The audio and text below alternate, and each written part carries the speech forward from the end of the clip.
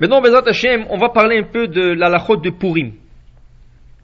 Alors, vous savez que Purim, c'est une des plus grandes fêtes que nous avons. D'ailleurs, Chachamim disent que Purim, elle dépasse par son niveau spirituel la fête de Kippourim. Il y a deux fêtes dans le calendrier hébraïque, Kippourim et Purim.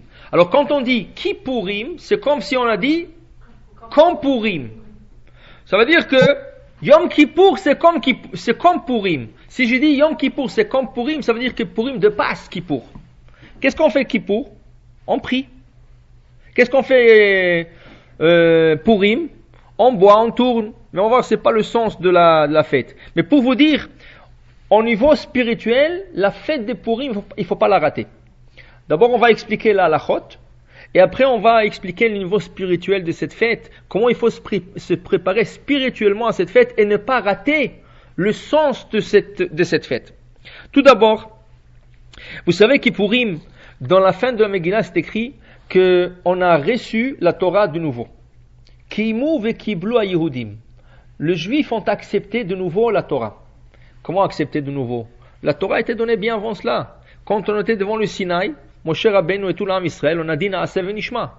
On va écouter, on va pratiquer, et ensuite on va écouter le sens de ce mitzvot. Alors on n'avait pas à recevoir la Torah. Mais ce qui est bizarre, on dit qu'on a accepté la Torah de notre propre gré. Mais c'est écrit là-bas qu'Akadosh Baruch Hu a pris la montagne, il les a renversé la montagne par-dessus la tête, et il leur a dit, si vous acceptez la Torah, c'est bon, et si vous ne l'acceptez pas, là-bas vous allez mourir. Comment? On vient de dire Naaseh v'nishma. On a dit, tout ce que la Torah demande, on pratiquera, et ensuite on écoutera. Alors pourquoi faire forcer? Alors ils disent que le juif, à l'époque de Moshe Rabbeinu, voulait recevoir que la Torah écrite, et pas la Torah orale. C'est-à-dire, donne-moi ce qui est écrit. Ce qui n'est pas écrit, ne me le donne pas. Parce que d'abord, c'est beaucoup plus. Le Chumash, c'est le livre de Chumash. C'est pas beaucoup, le Pentateuch. C'est quoi? C'est rien du tout. C'est un livre, pas si lent. Même les écrits, on ajoute les écrits. On va ajouter le Tehillim. C'est pas si grand comme toute la Torah orale. Dans la Torah orale, à l'époque de Moshe Rabbeinu, il y avait 700 livres. Il y avait 700 livres. Ou 600 livres, selon une version. Aujourd'hui, de tout ça, ils ont réduit tout cela à 6 livres. Shisha Sidra Mishnah. Alors, avec Gemara, on a 60. Mais on n'a pas 600, comme ils avaient. Et à l'époque de Moshe Rabbeinu, il fallait connaître toute la Torah orale par cœur. On n'avait pas le droit de l'écrire. C'était interdit de l'écrire. C'est pour ça qu'on appelle Torah orale. On est obligé de la savoir oralement. Il y a 1500 ans, Rabbi Yehuda Hanassi, le prince d'Israël, il a vu que dans sa génération, il y a 1500 ans, dans sa génération, les gens commençaient à oublier la Torah orale. Elle dit, si maintenant ils oublient, qu'est-ce qui va se passer dans 20 ans, dans 100 ans, dans 1000 ans? Qu'est-ce qui va se passer? Si on n'aurait pas écrit la Torah orale, aujourd'hui on n'aurait peut-être pas eu la Torah orale du tout, avec l'oubli. Il s'est permis, le Rabbi Yehuda Hanassi, il s'est permis d'écrire les Shisha Sidrei Mishnah, les 6 traités de Mishnah. Après lui, la génération d'après, il y avait 2 rabbanim, Ravina et Ravashi, qui ont dit, la Mishnah c'est très bien, mais le développement de cette Mishnah, les arguments, tout ce qui a été dit à propos de cette Mishnah est oublié déjà. Ils se sont mis à écrire les arguments sur chaque passage de Mishnah. Et là, ils nous ont offert un livre qui s'appelle le Talmud. Ce Talmud-là, il comprend 60 livres, qui est l'abrégé de 600 livres. Alors, vous pouvez vous imaginer combien de livres nous manquent aujourd'hui? Ça, c'est la Torah orale que nous avons aujourd'hui. Eux, à l'époque de Moshe Rabbeinu, ils devraient savoir tout ça par cœur. 100 livres. Il y avait beaucoup qui le savaient. Mais l'âme Israël, quand ils étaient devant le Sinaï, ils ont dit non, c'est trop. Tout ça par cœur, et tout le Midrashim, et tout. On veut pas cela. C'est pour ça, quand ils ont dit Naaseh v'nishma, on pratiquera et ensuite on écoutera, c'était que pour la Torah écrite, pas pour la Torah orale. Et c'est pour ça qu'il fallait leur forcer, mettre la montagne par-dessus la tête, leur dire, si vous acceptez le deux vont de soi, ensemble. Sinon, un sans l'autre ne vaut rien. Alors c'est comme si vous avez rien fait, là-bas vous allez mourir.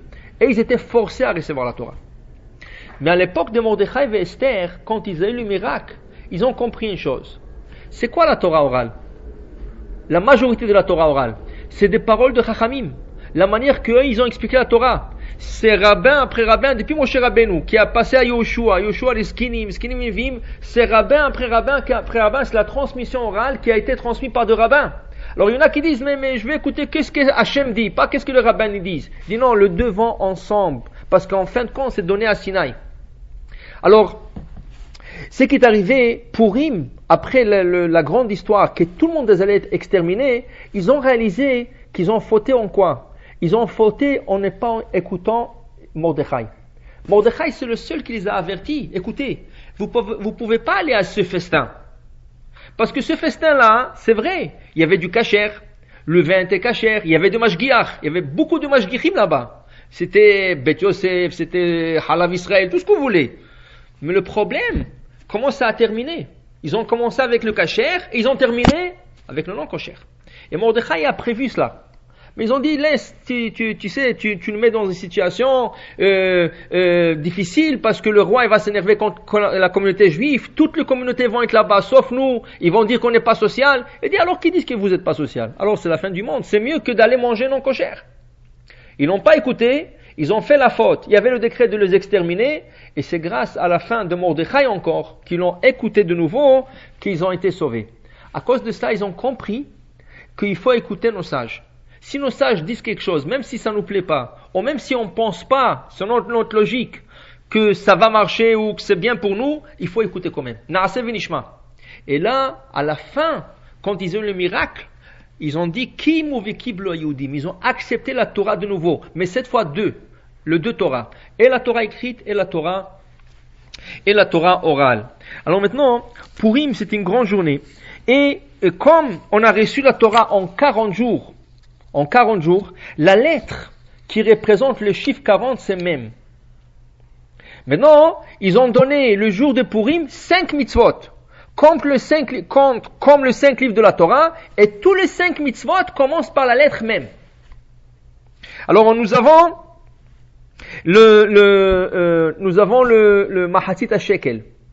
Mahatzit HaShekel, ça veut dire la demi-pièce en argent qu'il faut donner comme tzedaka. Nous avons la Megillah, lecture de la Megillah. Megillah, ça commence par même. Nous avons Matanot l'avionim, le cadeau aux pauvres. Matanot, ça commence par les lettres même. Nous avons le Mishloach Manot, envoyer des cadeaux. Ça commence par les lettres même. Et ensuite, nous avons le Mishté, qui est le festin de Purim, qui commence par lettre même. 5 mitzvot, et Bezrat Hashem maintenant, on va prendre chaque mitzvah et on va essayer de l'expliquer. Donc, alors on va commencer par la première mitzvah, qui est le Mahatzit HaShekel. Mahatzit HaShekel, c'est quoi exactement? Alors voilà, dans la Torah, dans Parashat Kitissa, c'est écrit que Akadosh Baruch Hu demande à Moshe Rabbeinu qu'on prend une pièce de tzedaka qui est Mahatzit HaShekel. Pourquoi faire cette Mahatzit HaShekel? Pour acheter le sacrifice quotidien. Il y avait dans le Beth Amikdash, on faisait des sacrifices chaque jour.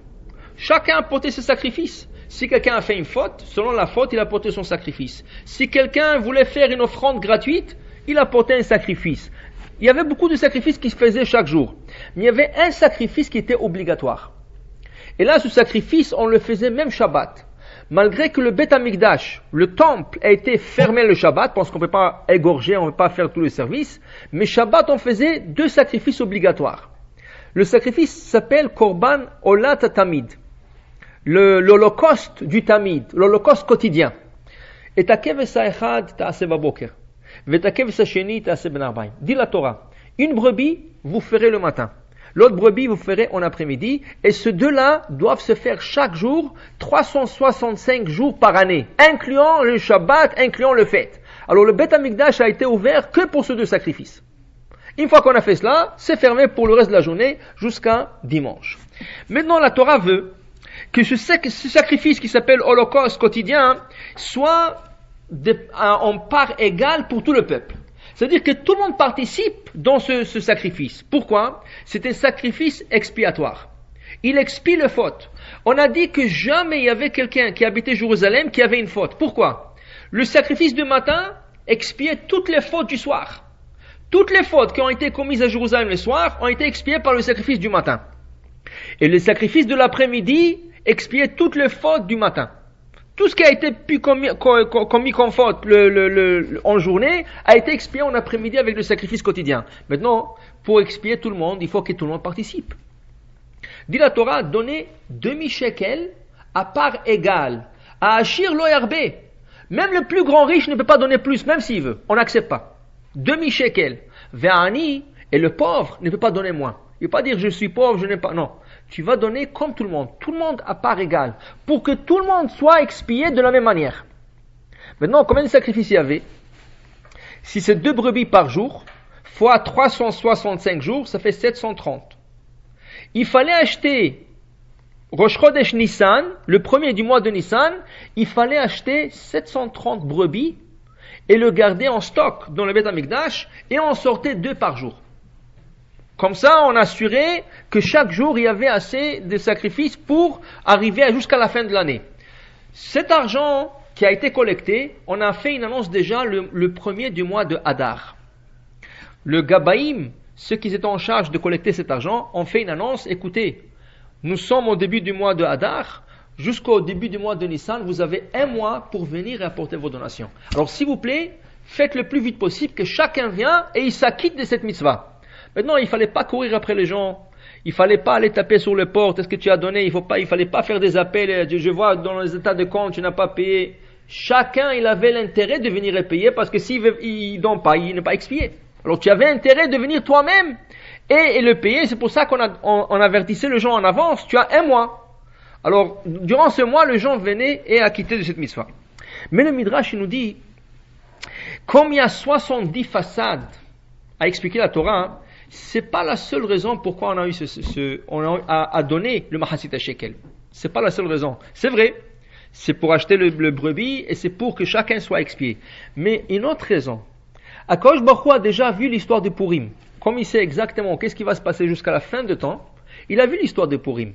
Et qu'est-ce qui arrive dans la Megillah? Quand nous lisons la Megillah, nous voyons que Haman, il veut acheter le peuple juif chez Achashverosh. Achashverosh, c'est un roi qui a régné sur 127 pays. Mais Odou vers Kush. De l'Inde, Odou c'est l'Inde, jusqu'à Kush. Odou et Kush, ils sont 2 pays voisins. Alors on dit c'est un grand roi, mais si les 2 pays sont voisins, alors comment il était grand? Dis non, dit la Gemara, mais Odou, et si tu tournes autour du globe, tu arrives à Kush. Ça veut dire qu'il a régné sur 127 pays, presque tout le monde. C'était le roi du monde entier presque. Alors lui, il avait un grand pouvoir. Maintenant, Haman, il veut acheter les juifs pour tuer tous les juifs dans le monde. Qu'est-ce qu'il fait? Il ne peut pas venir chez Achashverosh et dire, écoute, je vais tuer les juifs. Ça ne marche pas. Alors il faut qu'il lui donne quelque chose. Qu'est-ce qu'il fait Haman? Dans la Megillah, nous lisons, il va prendre 10 000 bars en argent. Aseret kikare kesef. 10 000 bars en argent, qui était une grande somme d'argent à l'époque, et il va acheter les juifs. Maintenant, pourquoi 10 000? Pourquoi pas 5 000? Pourquoi pas 20 000? 10 000, c'était beaucoup. D'où est-ce qu'il a sorti ce chiffre? Haman n'était pas un ignorant. Haman, avant d'aller chez Achashverosh, il a étudié tout le Shulchan Aruch des Juifs. Tout le code, la jurisprudence que nous avons, il a étudié depuis le début jusqu'à la fin. Regardez, le premier argument qu'il dit à Achashverosh, c'est le suivant. Il lui dit, vous savez, les Juifs ne vous aiment pas.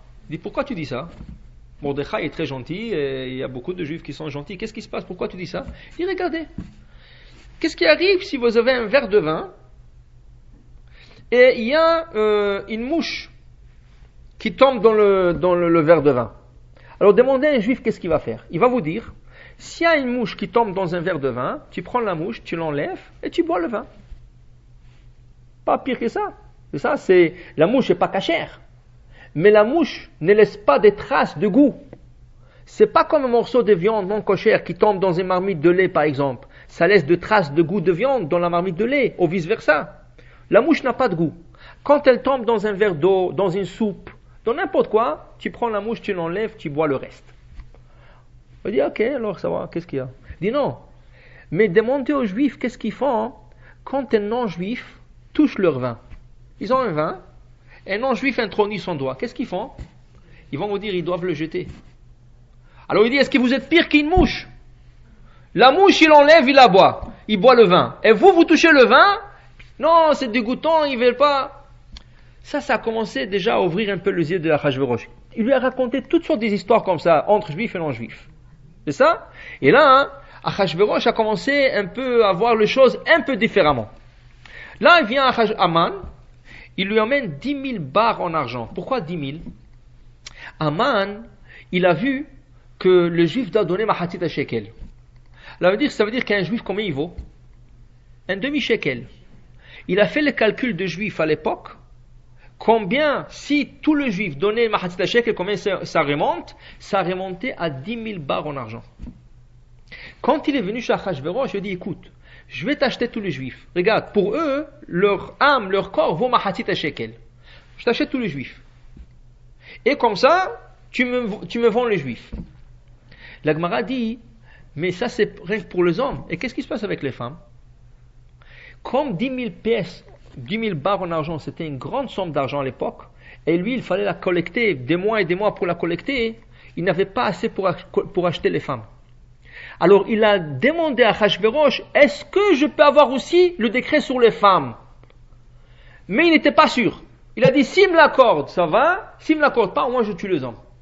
C'est pour ça qu'on dit dans le Talmud, les femmes étaient en doute d'extermination. Malgré que dans la Megillah, il voulait exterminer tout le monde. Hommes, femmes, enfants, tout le monde. Mais les femmes étaient en doute, parce qu'Aman n'était pas sûr qu'Achashverosh va lui accorder même les femmes pour leur tuer. Mais à la fin, malheureusement, Achashverosh a accordé qu'il va tuer même les hommes et les femmes. Vient le Midrash, il nous dit, Akadosh dit, je vois déjà, dans l'histoire, il y aura un Haman. Et ce Haman, il va vouloir vous acheter vos âmes et pour vous tuer. Soyez sages, donnez le Mahatit à shekel avant qu'il lui le donne. Comme ça, vous allez contrebalancer ces 10 000 bars en argent. Quand est-ce qu'on donne Mahatit à shekel? Juste avant la lecture de la Megillah. Ça veut dire que la date limite de s'acquitter de Mahatit à shekel, c'est juste avant la lecture de la Megillah. Avant de commencer à lire, on donne Mahatit à shekel. Cette année, qu'on a dit que c'est Shabbat, c'est ça, ça tombe Shabbat, on peut pas, alors on a intérêt de s'acquitter le jeudi, le jour de Tanit Esther, quand on va gêner, mais si quelqu'un l'a raté, il peut toujours se rattraper le vendredi, mais Shabbat c'est trop tard, on ne peut plus donner le Mahatit à shekel le jour de Shabbat, et on a intérêt, on n'a pas besoin de taper sur le porte de gens ou de les appeler, tu n'as pas donné Mahatit à shekel. C'est une responsabilité personnelle à chacun de s'acquitter de la mitzvah de Mahatit à shekel. Maintenant, qui c'est qui doit donner cette Mahatit à shekel? Normalement, selon la Torah, on parle des hommes ou des femmes de 20 ans et plus. Mi ben esrim shana vamala. Tout celui qui a 20 ans et plus a l'obligation de donner Mahatit à shekel. Parce que c'est à partir de 20 ans qu'on pouvait, ça veut dire une personne pouvait sortir à l'armée. Moi, que cela, il est mineur encore, pour cette halakha, il n'est pas obligé de le donner. Mais les décisionnaires qui sont venus plus tard, ils ont dit, écoute, mais le Mahatit à shekel, c'est pourquoi? Quand Haman il voulait tuer, est-ce qu'il voulait tuer que ceux qui sont de 20 ans et plus? Pour lui, les hommes, les femmes, les enfants, même le bébé, il voulait tuer tout le monde. Alors les décisionnaires disent, ça serait bien de donner Mahatit à shekel pour tout le monde. Hommes, femmes, et ceux qui sont 13 et plus, ils doivent donner, et même les mineurs, ceux qui sont même des bébés, il faut donner Mahatit à shekel. Si quelqu'un dit non, moi je donnerai que à ceux qui ont bar mitzvah ou bat mitzvah dans ma famille. Tous les autres qui sont mineurs, je ne donne pas. Il a le droit. On ne peut pas le forcer, surtout si il a beaucoup d'enfants, il a le droit. Mais, s'il a donné une fois dans sa vie le Mahatit à shekel pour un mineur dans sa famille, ça veut dire quelqu'un qui avait par exemple 7 ans, aujourd'hui il a 9 ans, il dit non, je ne vais plus donner pour lui, tu ne peux pas. Tu as donné une fois, tu es obligé de continuer à donner pour toujours. Et encore, c'était une tzedaka, et ça serait bien de donner pour tout le monde. Maintenant, combien il faut donner? Alors, la somme, selon la Torah, de Mahatit à shekel, c'est pour acheter 10 grammes d'argent pur. C'est-à-dire du 9,25 ou 9,99. 10 grammes d'argent pur, c'est pas beaucoup. $1, $2, c'est pas beaucoup. C'est ça? Après, les décisionnaires, ils sont venus, ils ont dit, attends, Mahatit à shekel, la moitié du shekel. Alors, c'est quoi Mahatit à shekel? Shekel, c'était la pièce de l'époque. Ça veut dire qu'à chaque époque, il faut regarder c'est quoi la pièce du pays. Ici, c'est des dollars. En Israël, c'est du shekel. C'est ça? En France, c'est l'euro. C'est ça? Chaque pays est indifférente. Maintenant, il faut prendre la pièce la plus grande du pays. Ici, c'est quoi la pièce la plus grande? 2 dollars. C'est ça? Tu prends la moitié de cela. Alors, Mahatzit shekel, c'est 1 dollar. Ça? La Mahatzit shekel, c'est 1 dollar ici. Dans un autre pays, je ne sais pas, en Israël, je ne sais pas, c'est 10 shekels, je ne sais pas c'est quoi la plus grande pièce. Alors, ils vont donner la moitié de la plus grande pièce. Maintenant, il y a une opinion qui dit, mais attends, quand on lit la paracha de Mahatzit shekel, c'est écrit là-bas 3 fois le mot Terumat Hashem, la donation pour l'éternel, 3 fois. Alors, les décisionnaires qu'ils ont ajouté, le Rama, il dit, alors ça serait bien de prendre la moitié de la plus grande pièce du pays et la doubler par 3. Alors ça veut dire qu'on parle ici, non, 3 dollars. 3 dollars. La moitié de la plus grande pièce, 2 dollars, c'est 1 dollar. Non, pas la moitié de 1 dollar. La moitié de la plus grande pièce de monnaie. La grande pièce de monnaie, c'est 2 dollars.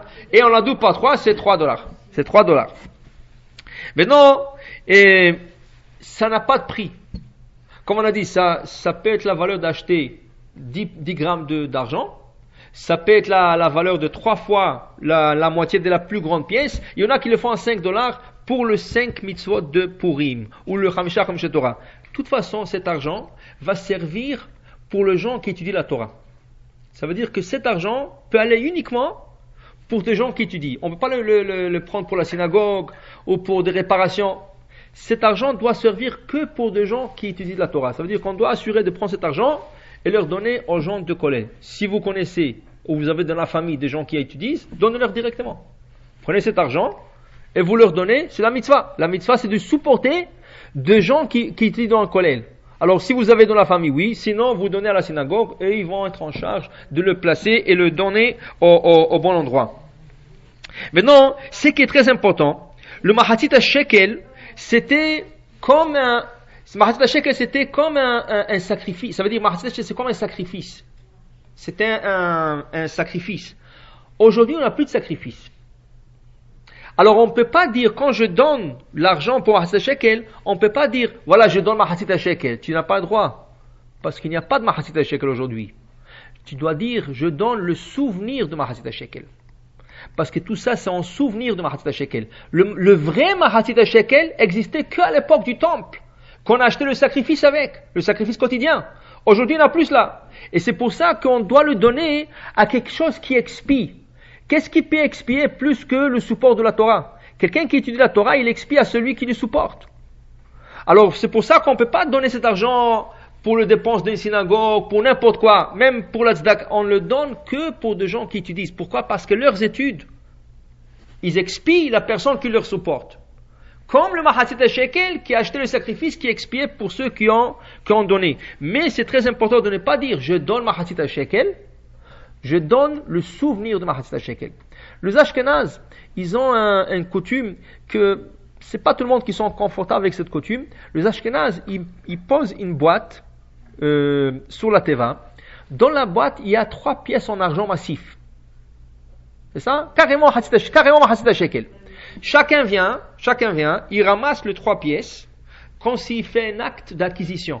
Ça veut dire que quand je ramasse quelque chose dans le judaïsme, quand je lève quelque chose de la terre ou d'une table, ça s'appelle un acte d'acquisition, akba'a.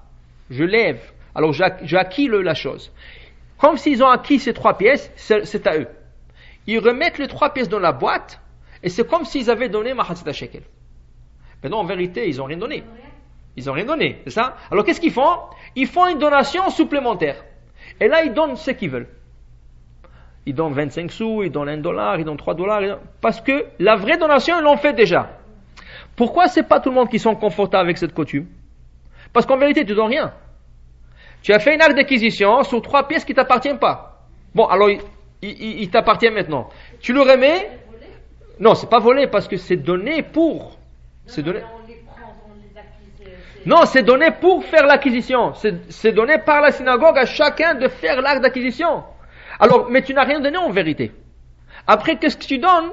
Supplémentaire, mais en vérité, le vrai La vraie somme, tu l'as pas donnée. C'est pour ça que c'est pas, les séfarades n'ont jamais accepté cette coutume. Les Ashkénazes le font, ils donnent quand même la somme de $3 ou de $5, mais nous les séfarades, on n'avait pas cette coutume, on donne carrément. Maintenant, c'est que oui est vrai, il y en a qui disent que le Mahaseh Shekel doit être en pièces d'argent et non pas en billets de monnaie.